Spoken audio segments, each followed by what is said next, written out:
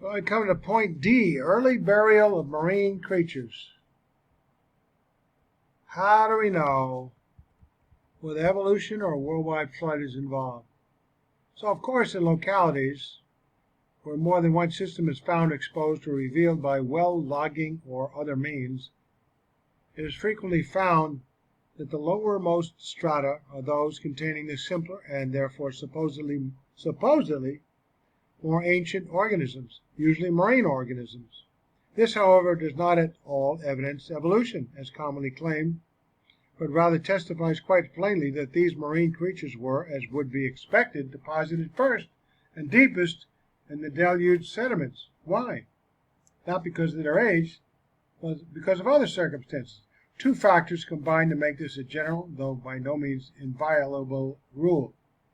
The reason why it's not inviolable, it's a general rule because circumstances happen where another wave comes by, or another circumstance comes by at a later time to do something else, and you have something that's out of sequence. Well, it's not out of sequence with a worldwide flood because waves come at different times. There's different earthquakes come at different times. You have a tsunami coming from the west, and then another earthquake on the other side coming from the east, and so on and so forth. And you have different deposits at different times. And it could be all kinds of stuff. So, anyway, the sea bottoms, both deep and shallow seas, would have been first affected by the breaking up of the foundations of the great deep. Lots of earthquakes, volcanoes. This inference is corroborated by the fact that those strata found usually lowest in the column are marine strata, containing marine organisms. With reference to the Cambrian strata, supposedly the oldest fossiliferous strata, at least 1,500 species of invertebrates are known in the Cambrian, all marine, of which 60% are trilobites and 30% brachiopods. Maurice Guigenou, I guess, Stratigraphic Geology, translated from the 4th century edition by Gwendolyn G. Woodford. The same could largely be said of the Ordovician, and Silurian and Devonian periods as far as their fauna animal life are concerned, although there are evidences of continental-type flora, plant life in the latter. It is not until the Permo-Carboniferous is reached, well up in the geologic column, that the first land animals are encountered. Okay, later burial of land animals and plants. In other localities, and perhaps somewhat later in the period of the rising waters of the flood, in general, land animals and plants would be expected to be caught in the sediments and buried, and this, of course, is exactly what the strata show. Of course, this would be only a general rule, and there would be many exceptions, as currents would be intermingling from all directions, particularly as the lands become increasingly submerged and more amphibians, reptiles, and mammals were overtaken by the waters. One would certainly not expect to find in any one locality a continuous series of all the possible types of strata. The actual deposits would depend on the local circumstances of current directions and sediment source areas and the manner in which these changed during the course of the flood period. In general, though, as a statistical average, beds would tend to be deposited in just the order that has been ascribed to them in terms of the standard geologic column. That is, on top of the beds of marine vertebrates would be found amphibians, then reptiles, and finally birds and mammals. This is the order of increasing mobility, and therefore increasing our ability to postpone inundation and ultimate drowning. Okay, so it's more that capacity than when they existed according to the geologic column, of decreasing density and other hydrodynamic factors tending to promote earlier and deeper sedimentation, and of increasing elevation of habitat, and therefore time required for the flood to attain stages sufficient to overtake them. The order is exactly what it is to be expected in light of the flood account, and therefore gives further circumstantial evidence of the truthfulness of that account. In no sense is it necessary to say that this order is evidence of organic evolution from one stage into the next. If somebody has greater intelligence and mobility, They're going to try to get away from the flood. And the fact that although this order is generally to be expected, it is found to have many exceptions, both in terms of omissions and inversions, is also certainly to be expected in terms of evolution and uniformity. It is in the so-called Permian and Carboniferous periods, near the top of the Paleozoic era strata, that remains of land animals are first encountered. This, therefore, marks an important stage in the onset of the Deluge waters, when the smaller and less agile of the amphibians and reptiles were overtaken and swept into the deluge sediments. Larger animals swim out of there. Smaller ones drown. Both could be the same age. Dr. Don Patton says, but how do we account for the fact that we find segregated plants and animals? We do find in that lowest layer plants and animals that we don't find in the upper layer, the Mississippian. Well, I think the explanation is presented for us in the book Principles of Geology by Geologic, Waters, and Woodford. They say in correlating rock strata by comparison of fossils, it is important to keep in mind the limitations to the spread of organisms imposed by their natural habitats. Many different depositional environments exist. Each environment has its characteristic group of animals and plants that live contemporaneously. In other words, these groups are different and they're separate, not because they lived millions of years apart from each other, but because they lived in different places, and so they got buried in different places. If we have a catastrophe or catastrophic flood burying the world, then the waters would begin to rise, and we would see that those buried the lowest would be those that lived the lowest, and then the next ones would be the ones that lived higher, he says. For example, we do not expect to find the bones of antelopes in a coral reef, nor coral in a desert sand dune. We would not expect to find the same fossils entombed in all the various deposits formed. That makes sense? They are different, even though they are contemporaneous. The flood would bury those organisms that lived lowest first, and the general order of burial would be reflected due to the natural habitat. You don't find this anywhere in its complete form, but you do find the general order. You don't expect to find human footprints at the bottom of the ocean, but if you ever found things which are supposed to be millions of years apart in each other's footprints, you know that their explanation of being millions of years apart won't work.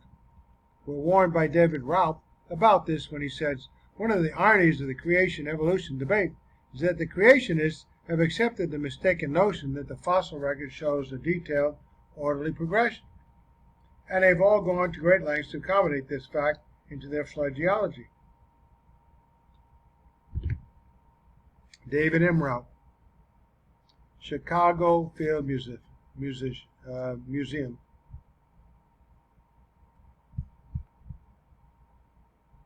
He, of course, points out that there is no such thing, and you don't have to have an explanation for detailed orderly progression,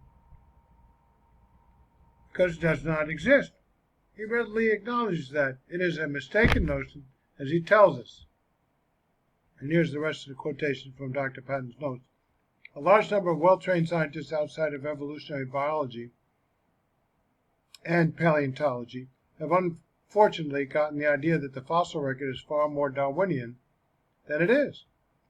This probably comes from the oversimplification inevitable in secondary sources, low-level textbooks and semi-popular articles and so on. And also there is probably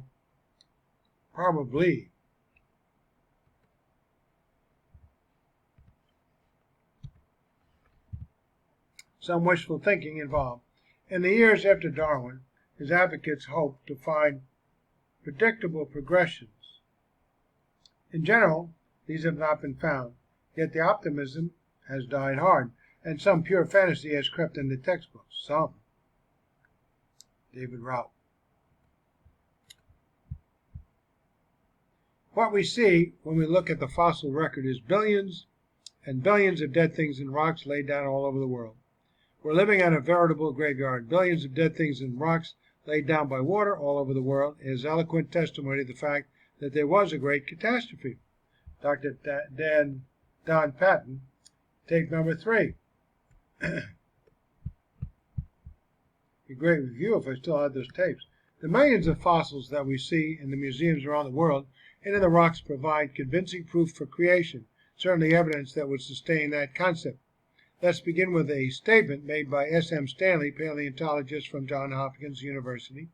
He says it's doubtful whether in the absence of fossils the idea of evolution would represent anything more than an outrageous hypothesis. The fossil record, and only the fossil record, provides direct evidence of major sequential changes in the Earth's biota.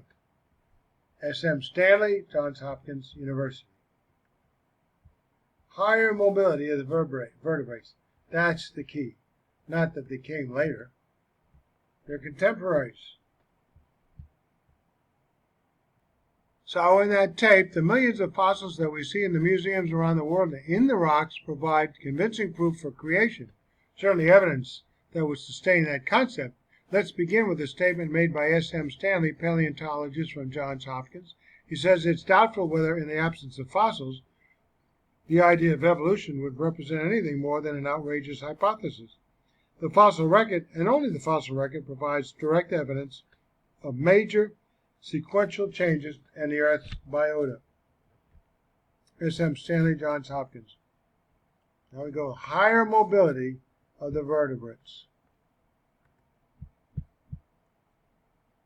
It is reasonable also in the light of the flood record to expect that vertebrates would be found higher in the geologic column than the first invertebrates. Invertebrates in general possess much greater mobility, and this factor together with their pelagic habitats would normally prevent their being entrapped and deposited in the deepest sediments. The smallest vertebrates, the ostracoderms, primitive armored type fish, are first found, and only sparingly then, in the supposed Ordovician strata. Fishes are found in the profusion in the Devonian, often in great sedimentary graveyards, indicating violent deposition and often in freshwater deposits. It is obvious that fish do not normally die and then become fossilized in such conditions as though, but usually are either destroyed by scavengers or float on the surface until decomposed. The whole aspect of the fossil fish bed bespeaks violent burial in rapidly moving deltaic sediments. The source of these masses of sediments in which the marine vertebrates were entombed is largely continental in nature. This, for example, is true of the most famous of the Devonian fish beds, those of the old red sandstone of Great Britain, and the corresponding Catskill Mountains formations in the United States. The character of these deposits seems explicable only in terms of torrential streams carrying vast quantities of sediment entering the ancient lakes or seas of the areas and overwhelming and burying fish and other aquatic creatures by the hundreds of thousands. All of this is easily understood in light of the biblical deluge, but is hard to account for in any other fashion. So, point 3, formation of coal beds, a product of massive short-term sediment activity.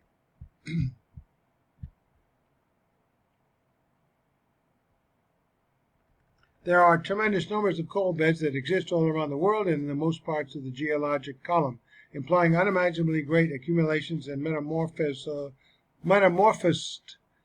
vegetable matter, and we have pointed out the utter inadequacy of the uniformitarian subsidence theory to account for these beds.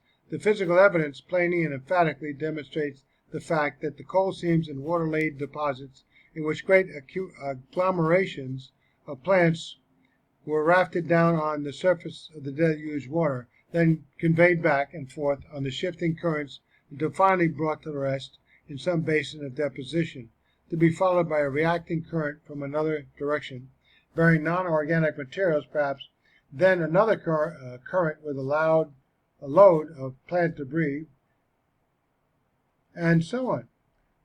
The only evidence cited in favor of the so-called peat bog theory of coal formation, such as the upright trunks and stigmaria, etc., can, as we have seen equally well or better, be interpreted as resulting from the nature